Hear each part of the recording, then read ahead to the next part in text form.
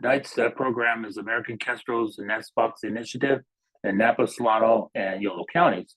And our speakers tonight are Dr. Breanna Martinico and Mary Badger.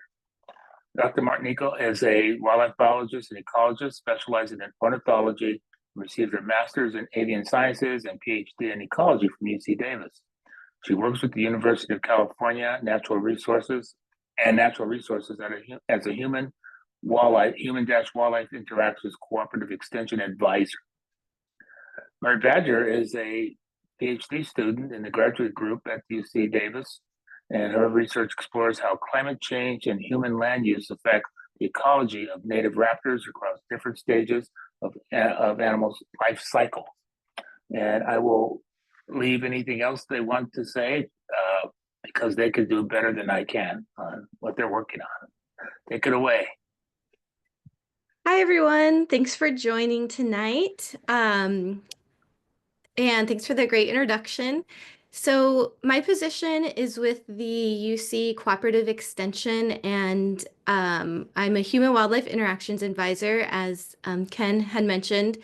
And this project really got started at the beginning of my time in that position. Spending time in Napa, I was encountering kestrels in the vineyards, and um, a lot of people were really excited about barn owl nest boxes and songbird nest boxes, and kestrel nest boxes. There were a few, but they were definitely not very widespread, and so that's really where I got the idea to just start talking to people about kestrel nest boxes and bringing them to their farms. And so we started this project in 2023. It's a huge collaborative effort, which we'll discuss and talk about all the people who have contributed to it. And so yeah, we're just going to go over some of the things that we've been up to in the past year with monitoring and our plans for next year, where we're going to expand our research. And so Mary Badger, who's here, she'll get started next. But first, I want to introduce our other two collaborators, Robin Boothby and Ryan Borbor. And they're here listening tonight and participating. So Mary, I'll let you go ahead and, oh wait, sorry, I was going to talk about this first. So here's kind of an overview of this regional kestrel nest box network, and the blue pinpoints are the nest boxes that we monitored in Napa and Solano and Yolo counties.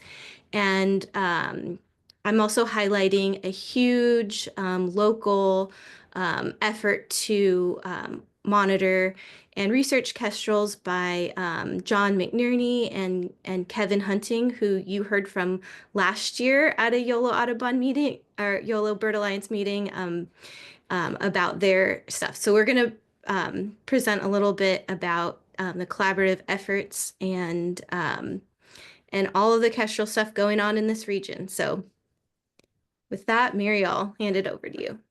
Awesome. Thanks, Bree. Hey, everyone. My name is Mary Badger, and I'm a PhD student over at UC Davis in the graduate group of ecology. And my research focuses on understanding how native raptor populations can thrive in human-dominated environments, particularly in agricultural landscapes. And two areas that I focus in are movement ecology, so studying how birds move through and interact with different environments, as well as molecular technology. So I use tools like environmental DNA to study diet and reveal species interactions that would otherwise be difficult to observe just through traditional monitoring tools. So, excuse me, by combining these two techniques, I aim to better understand how raptors interact with our changing landscapes and how we can in turn support our raptor populations in these sort of working landscapes. So why study kestrels? American kestrels are, as a lot of you probably know, are the smallest falcon species in North America. They're sexually dimorphic. So females have that really beautiful, distinctive tiger striped pattern. And the males have that over on the right of the screen, they have that those beautiful blue wings that are so striking. And so they're just, I mean, I think they're the favorite of a lot of both raptor enthusiasts and bird enthusiasts. Since they're a relatively small raptor that nests readily in nest boxes, kestrels are really ideal for long-term monitoring and conservation research. As opposed to a raptor that doesn't necessarily nest in nest boxes, that makes it a little bit harder to get constant sort of like nesting and reproductive success types of data. So the fact that kestrels readily nest in these nest boxes as cavity nesters makes them great for these long-term efforts. But additionally, as they're generalist predators, meaning they feed on a wide variety of prey, it makes them really great sentinel species. So if our kestrel populations are doing well, that can be a way for us to tell that our certain landscapes are doing a good job or maybe not meeting the needs that would reflect sort of broader ecosystem health. And then sort of lastly, kestrels are great to study because they can both provide kind of like intrinsic value. People just love kestrels for kestrels, but also growers in the area are, especially in agricultural areas, there's also this kind of like synergistic space where kestrels can be promoted on the landscape to promote integrative pest management, which in turn could sort of lower the need for pesticides and kind of contribute to overall ecosystem health. And nice. So just a little bit of background about kestrels. We like to say they're the really great little pairs in the breeding season, and the male and the female does a really great job of being there the whole rearing stage. So it takes, after the female lays her eggs in the box, it takes about 30 days to incubate. And then the chicks will hatch. And usually it's the female that spends the majority of the time incubating the nest. And the male, like to say that the little kestrel males are just like great dads because they spend their whole time making prey deliveries. And these are some really nice pictures of sort of their different developmental stages inside that nest box.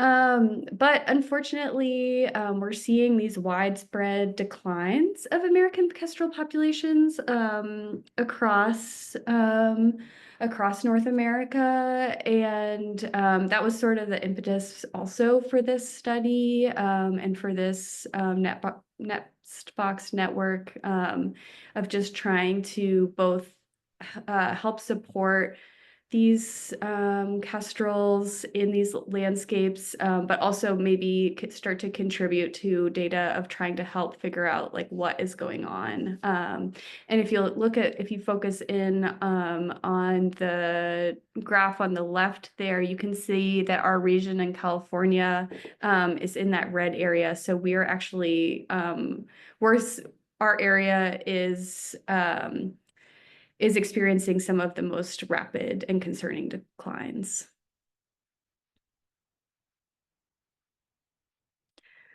And we're not only seeing this in the breeding season, so this is another another metric that we use that I'm sure you're all familiar with, the Christmas bird count, but we're seeing those rapid and concerning declines via that citizen science data set as well. Yeah, and there's no exact indication of why kestrels are declining. You know, it's not the same case as you know, the alarm of silent spring and DDT and these other raptors. Once we are getting DDT out of the system, our populations are rebounding with kestrels. We're not seeing kind of that one-to-one reason of like what is going on here.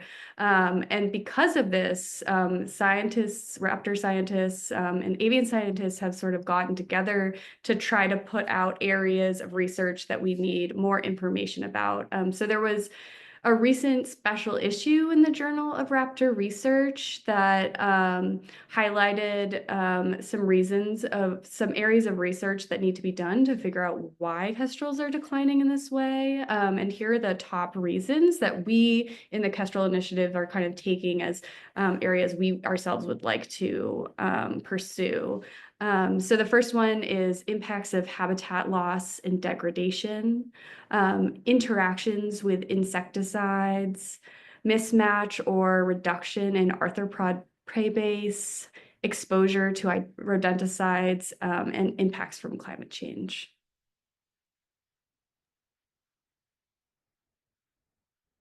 Yeah, so Mary touched on this briefly at the beginning, but our predatory birds are just so important for the biological control that they provide.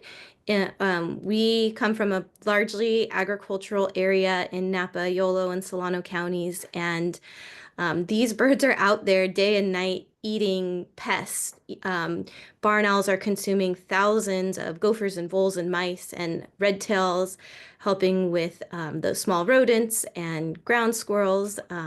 And, you know, bluebirds are hard at work eating so many insects that are actually, you know, they're eating pests that are they're artificially inflated to, you know, because of these agricultural practices, and so anything we can do to support our natural predators is a win-win. And I think that, like I was saying at the beginning, in this region, agricultural producers are really excited about the potential that we have such a high diversity of these birds and, you know, high abundances in a lot of regions, and that they're inspired to manage their landscapes to better serve these birds. And one really neat way that this is talked about in the conservation community is multiple benefits conservation. So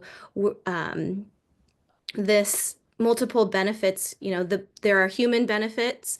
We are receiving these services and this pest control, but then there's conservation benefits to this sort of management because kestrels are declining and we don't understand why. We can then study their populations. We can learn how we can better support them through habitat and nest box networks and management practices. So this is what we're really excited about.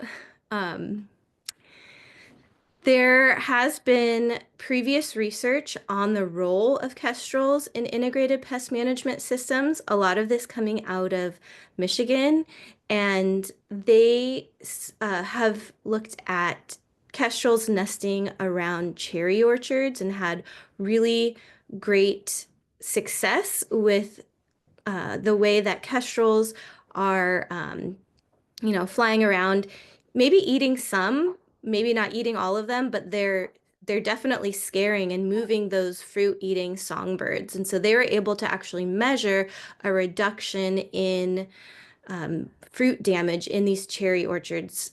They were also able to measure a reduction in vole activity in orchards that had nest boxes versus ones that did not. So some promising results. In this arena, I would say barn owls are the most heavily studied species. but we are learning a lot more every day about how kestrels interact in these systems. And then here's another piece of preliminary research. This is headed up actually by Mary Badger. These are eDNA results from beak swabs from wintering kestrels in the Sacramento Valley. And by collecting these trace prey remains off of the beaks of these kestrels, she sequenced that DNA and was able to find a lot of prey species. So they're eating things from crickets to flies, grasshoppers. They had prey remains from finches, spotted towies. Western meadowlark was really surprising because that's a pretty big prey item for a kestrel. But things that are even that we can classify as pests, so house finches, starlings, house sparrows, deer mice, California voles, house mice. So we can say that kestrels, have a really high potential for providing really great pest management in these systems just by looking at the types of things that are in their diet. And this is something that Mary's building on in her PhD research. And so I'm sure you'll hear more about this in future presentations. So for the American Kestrel Nest Box Network and the project that we're working on in the breeding season, we're really framing our research approaches around those different hypotheses and reason and possible causes of decline in kestrels. So in 2024, we were monitoring nest boxes, but in 2025, these are the ways that we're going to be expanding our research to start to collect regional data in order to address some of these questions. And so our overall, questions, we want to understand, what influences reproductive success, what influences recruitment, where new individuals are added to the population, and how do kestrels influence pest management or interact with agricultural ecosystems. So we have some questions surrounding, what habitat and land use practices are happening in a specific buffer around active kestrel nests.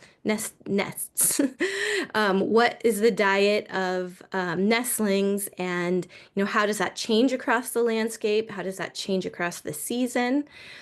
How is climate change impacting these species? There's research showing that agricultural fields might be up to 10 degrees Celsius warmer than their adjacent forested habitats. And in some of these heat waves, it's absolutely too hot for birds to survive in nest boxes, or it may impact foraging or provisioning. The next question is dispersal. Where are young that are successfully fledged from nest boxes? Where do they spend their overwintering period? And do they come back to the same habitat types in the same areas that they hatched in? And lastly, we're interested in understanding the interactions with insecticides and rodenticides that are used in agricultural and urban landscapes. Use a lot of insecticides and rodenticides. And, this is one of the, kestrels eat a lot of insects. And so one thing that this doesn't necessarily address, and we're hoping to address this in the future, is that neonicotinoid insecticides may actually be depleting kestrel prey base. So we're not able to look at that at this time, but it's something we're hoping we can incorporate in the future. So go ahead, Mary. Nice. Yeah, so just diving a little deeper into some of those questions that we're interested in looking at this year, we're starting out with just what kinds of habitats help kestrels successfully raise their young. So we know that kestrel populations are declining, but we don't fully understand why some nest boxes are used while others are not, or what conditions lead to higher reproductive success. And one of the things that, if you think back to that breeding bird survey of the different areas of decline, that you'll notice that these rates of decline are happening at different rates across the country. And that sort of has led folks to think that they might be due to sort of a mix of local and regional effects. So that's why we're also very specifically interested in looking at that in our system, especially since we're a system that supports so much of America's produce, and there's such a vast ecological and agricultural area. Understanding specifically in our area what factors lead to reproductive success and nest box occupancy will be really crucial for our population here. And so we are taking a two-part approach to this. So we'll be tracking kestrels through nest box monitoring throughout their season. We started a little bit of that this past season, and we'll be doing that more formally this season. We'll monitor the boxes, track number of eggs, hatchlings, and fledglings, as well as band them. And this will help us determine how many kestrels are successfully raising their young and where. And so we'll then compare that to habitat mapping. So we'll use satellite imagery and GIS tools, and we'll analyze the surrounding landscapes around the nest boxes. And so this will help us understand, are kestrels more likely to nest near vineyards or grasslands, or choose certain types of crops, or are they near areas that have mixed, that have some sort of like natural feature around? What are those habitat features that draw the kestrels in and then also lead to reproductive success? Great. So the next kind of natural step and question about that is dispersal. And that is, where do young kestrels go after they leave the nest? And do they return to breed to the same area, or are they leaving and breeding somewhere else? And we don't fully know what is happening in this region here. We suspect it's a mix of residential birds and then birds that are partial migrants or full migrants that come in during the winter. But it's going to be really important for us to determine sort of what the balance between those two and what is going on there. So we are going to use a system called MODIS tracking. That works a little bit sort of like a barcode scanner or a pit tag, if you're familiar with that with fish studies. Or even, I think that we put those also in our cats and dogs. So if your dog gets lost, the vet can scan it. So kind of similar to that technology. But essentially, as the kestrels will fly by a tower, a MODIS tower, which more and more are being put up on the West Coast. The East Coast is kind of the standard of, there's tons of MODIS towers up here, but the West Coast is catching up. So we will be putting MODISes on some of our fledgling nestlings so that when they go off, we can track where they're headed. Yeah, and kind of cool, this little picture to the left here is actually from the first ever kestrel tagged with MODIS in a study led by Teresa Ellie and also Ryan Borbor. And this kestrel was tagged during the migration, but as you can see, it quickly made its way all the way down by Baja California.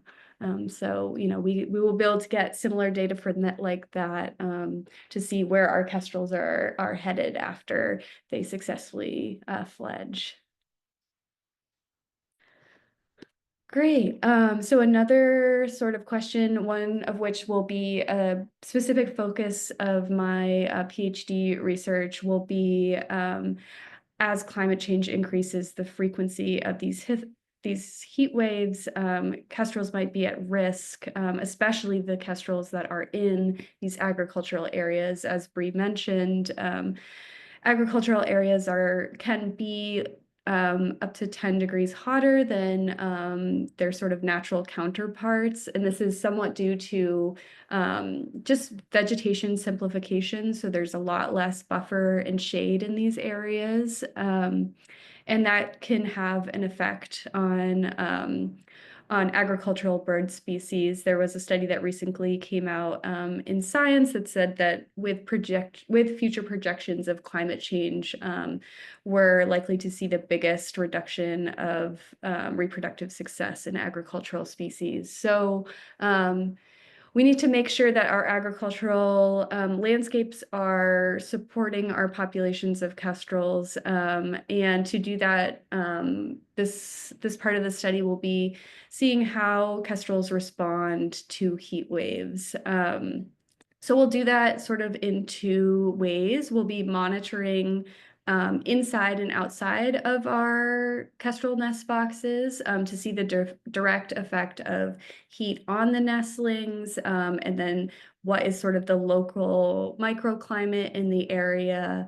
And we're also going to put GPS trackers onto the parent kestrels.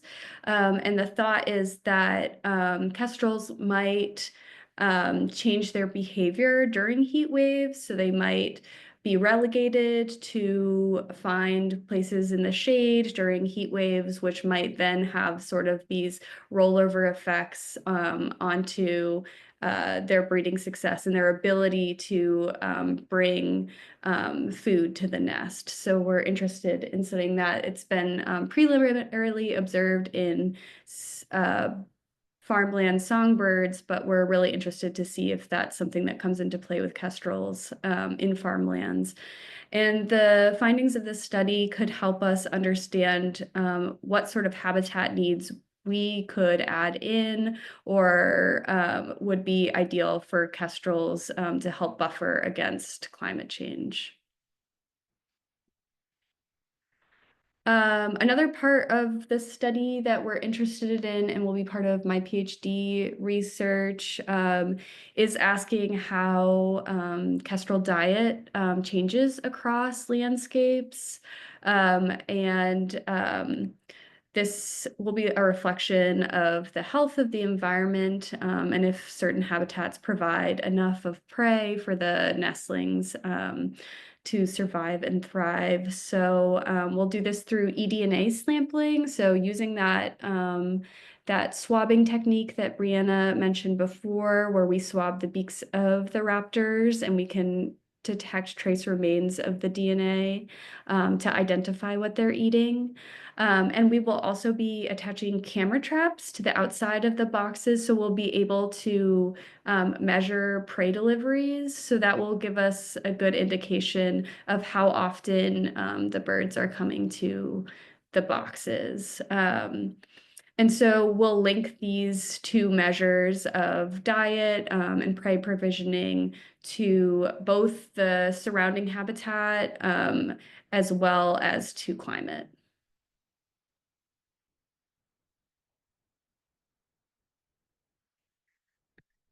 And lastly, we will be collecting samples to test for rodenticides. But that in the future, it's sort of dependent on future funding, but it's something we're very interested in, especially since these kestrels will be in human-dominated systems where we know pesticides are being used. So there's sort of two pesticides we're interested in learning about, rodenticides through non-target application, and then neonicotinoids, which are put out for insects.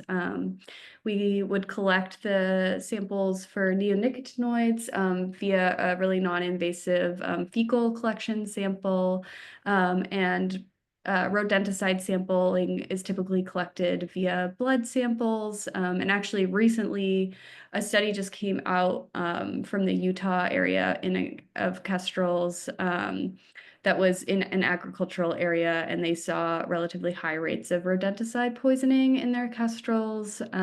So it's certainly something we are interested in studying in the future. And that, again, we would have sort of our landscape analysis and also our dietary analysis to to try to understand what landscapes are more likely for kestrels to be exposed to these types of pesticides, and are there certain prey items that they're getting exposed to?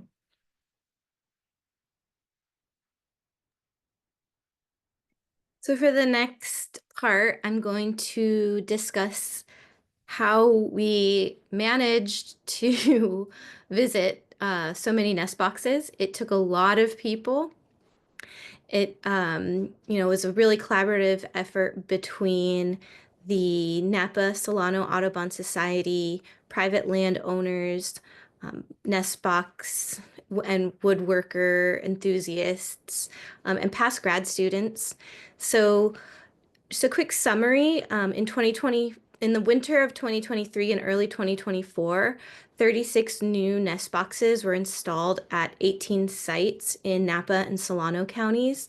And all of those are on farms. So a variety of different scales of, small to large scale vineyards, some diversified farming areas, and some wetlands.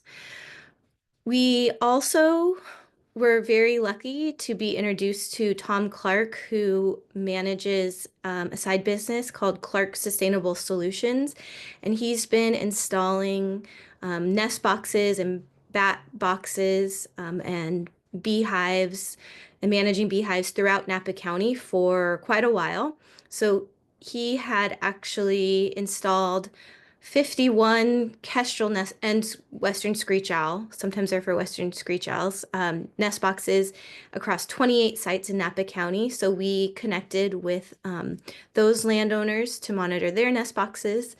And then we connected into a large-scale vineyard in Yolo County, some of the area where I did my grad work on barn owls and red tails, and a lab mate, Jessica Schlarbaum, set up. She initiated a nest box network there with about 15 nest boxes in 2018.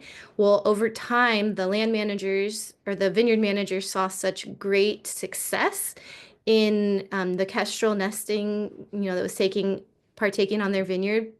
They installed, they doubled that number easily or even more. And when we were out there this summer, it was really cool to see all of the nests. And the vineyard manager said that kestrels were as common as doves out there. And so that was something that, there aren't a lot of trees on that landscape or natural nesting areas. So it's something that has definitely built up over time and has been a really successful breeding area. So we're excited to get to continue some of that work that Jess had initiated.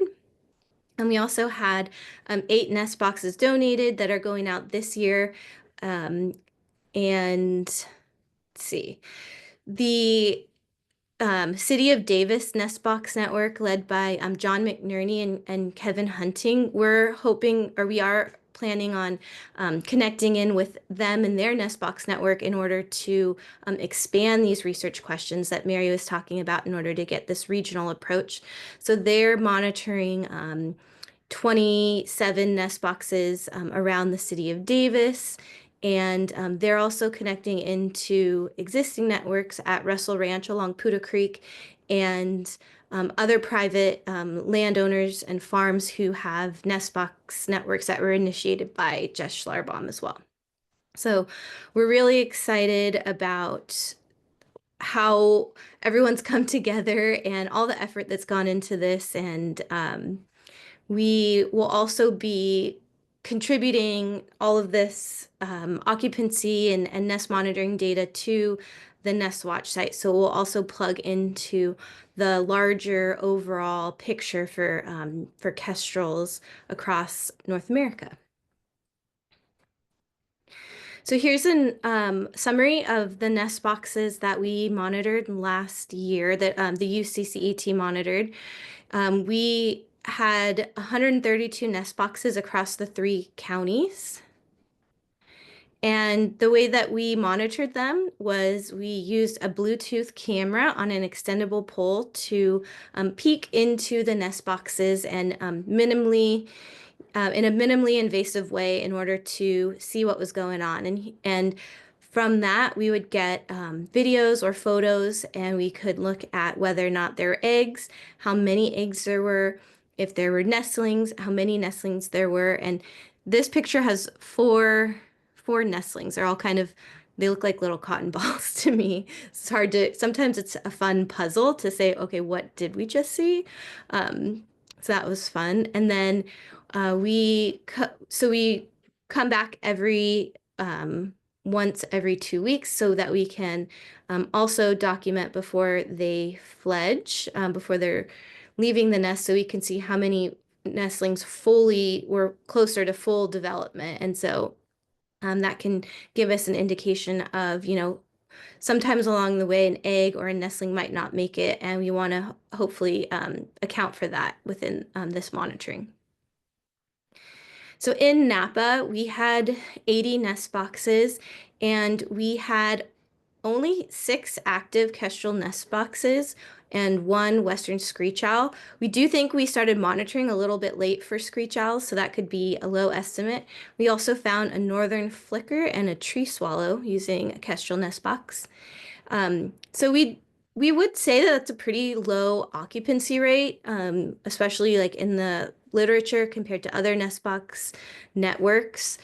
However, 31 of those nest boxes were new, and it can take time for these nests to become occupied.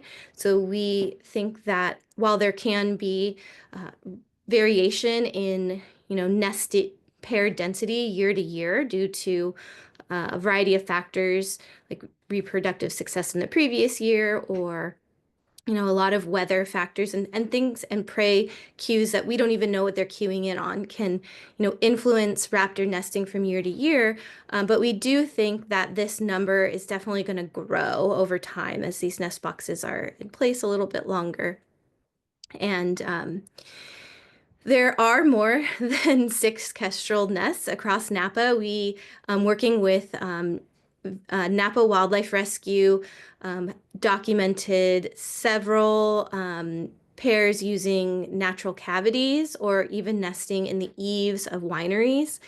And in partnership with Matt Johnson and the Humboldt barn owl crew that check hundreds of barn owl nest boxes throughout Napa, they documented a handful of kestrels using barn owl boxes. And so we're excited to get more kestrel nest boxes out on the landscape because it will be a safer resource for the kestrels. They'll be a little bit more protected from competition from those larger raptors. And yeah, so we're excited to see what happens. And so our active nest boxes I marked them with this light orange bird icon. And what's interesting about these 2 here is that they were actually on neighboring vineyards, or only about 200 meters apart, and they were right on the edge of a Doug fir forest in a clearing.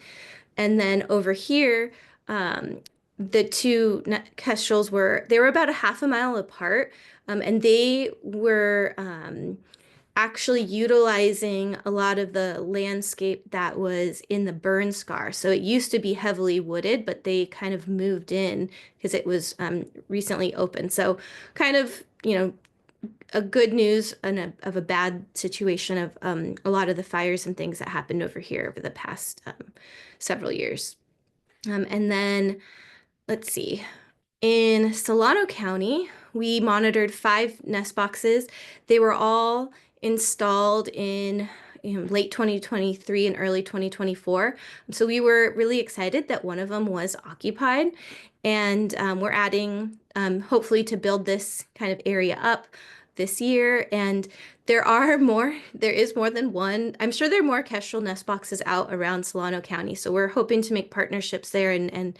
But there it was, along with the California Raptor Center, we observed several observations of kestrels nesting in the eaves of new developments in the suburbs. So that was really interesting, and we're hoping to maybe get some urban nest boxes out in these neighborhoods and see if kestrels would take to those. And so typically we say that kestrels are a pretty sensitive species. So it was really, and I know in some areas they do nest in urban areas, but I haven't personally observed it much. And so this was really surprising and kind of an exciting way forward and, to make observations of this sort of behavior. And then in Yolo County, this is at the large-scale vineyard in northern Yolo County. It used to be R.H. Phillips. I'm not sure if anyone's familiar with that area. And this is all planted area here in the center, and then the kind of textured looking area. These are all grassland hills where livestock grazing is occurring. And so these kestrel nest boxes, we saw 7 nest boxes and only 1 starling nest, which was really good because we were worried that we would see more starlings using these nest boxes. The really disappointing thing, there was a really interesting second wave of nesting that occurred in late summer that corresponded with a grasshopper outbreak. It was literally like the plague, like whole vines were eaten, and when you stepped, the ground kind of spread. It was really interesting to observe, very devastating for crops, but we wonder if this had to do with a unusually large wave of later nests for kestrels. But unfortunately, as those nests started to, when they were starting about around hatching time, it was early July when we started to get our really hot heat waves. It was about 115, 118, even, it was very, very hot. And unfortunately, none of the nests survived. And so we did visit those nests multiple times. So we know that those eggs were laid and that they were developing and they were being tended to. But then right when that heat wave hit, the next time we went back, most of those eggs had not been hatched, and they actually removed them from the nest. And so we are excited to measure the nest temperature in order to inform how painting nest boxes or using shade panels can help reduce those temperatures. So we've done some work on that with barn owl nest boxes, and there is a lot of promising results that there are modifications we can do to our nest box design to make it into a more comforting buffered temperature. We don't have plans to install little mini ACs, but I think that would probably actually help the most, but maybe one day. So for now, this was still a really successful year for kestrels at this site because they did, a lot of those nests did happen on that first earlier wave and were successful. So there were still a lot of little kestrels flying around, which is great. Another aspect of this project and what we're hoping to do is to reach people through seminars and field days in order to talk about this work and to talk about farming practices and pest management practices that are compatible with raptor and raptor conservation. So things like gopher trapping, that's what we're all learning over here in this on this field day. And it's just a way to bring more visibility to this project and talk about to get people together so that they can talk about their successes, what worked for them and how it worked for them. And I find that that's a really great way to kind of share knowledge between growers and between peers, and it's also great because people love hearing about birds. So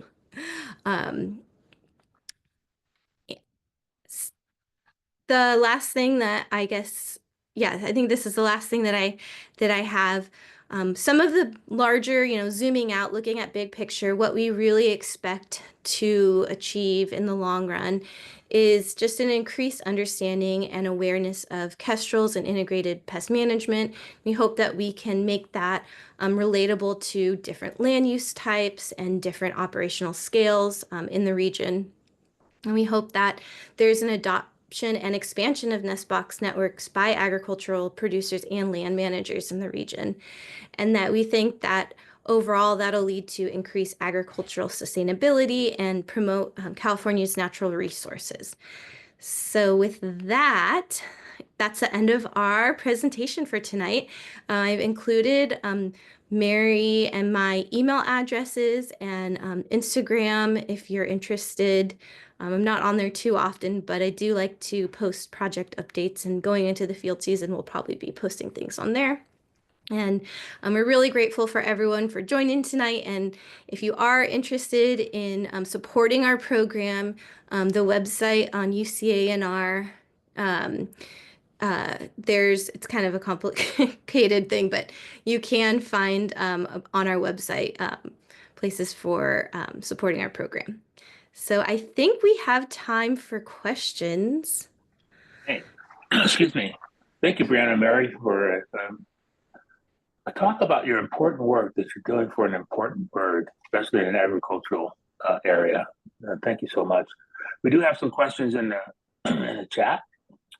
And one is whether or not other raptors eat kestrels, and if so, did the increases in other raptor populations diminish kestrel populations? Yeah, so in the Bird and Smallwood paper, one of their hypotheses is actually about the increase in larger raptor species, and especially bird-eating raptors like Cooper's hawks. And I think Kevin and John have actually observed this at one of their, I feel like I've heard a story of that, the Cooper's hawks, they can key in on nestlings. When nestlings leave the nest, they're super vulnerable and not really able to protect themselves or fly for the first few days. And so during that time, they can be especially vulnerable to something like predation from a raptor species. We didn't include that in our larger research plan. We just weren't sure on how we could test something like that. And it's something that we'll definitely be keeping our eye out for observations, but it can definitely be impacting them. Thank you. Someone asked, I think you mentioned a study about songbirds being affected by high heat on farmland, and they want to know if you have that citation handy, or if you could provide it. Yes. Okay. It's a citation called Agriculture and Hot Temperatures Interactively Erode Nest Success of Habitat Generalist Birds Across the United States. And I can drop it in the link right now or in the chat if that would be helpful. That would be, yeah, thank you. Yeah, and if you search, so that's the scientific paper, there's a ton of press releases on this too, yeah. like photos and things. So if you even just search that paper, there's a lot of information on it.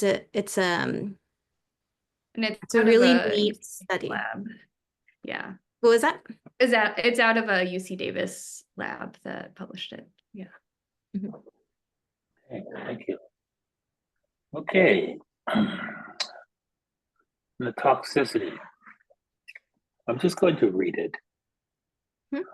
On the toxicity front, there might be helpful data available from the California Department of Pesticide Regulation and or local ag commissioners that document specific pesticide/rodenticides uses and locations. Or might there be data from these organizations?